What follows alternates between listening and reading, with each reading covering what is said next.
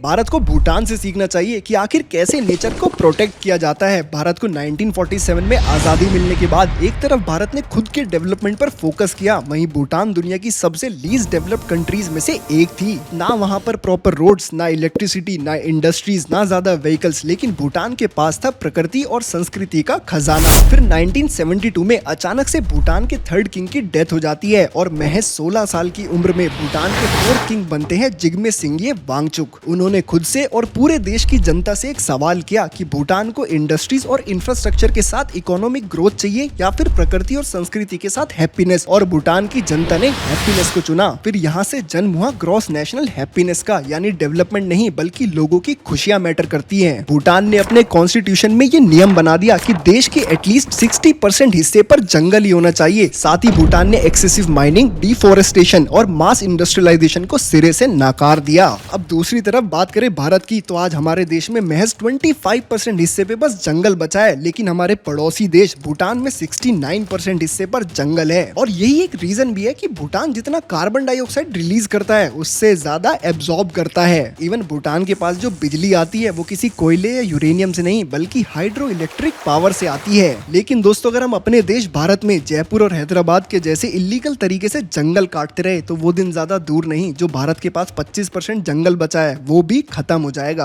और इसीलिए मैंने कहा कि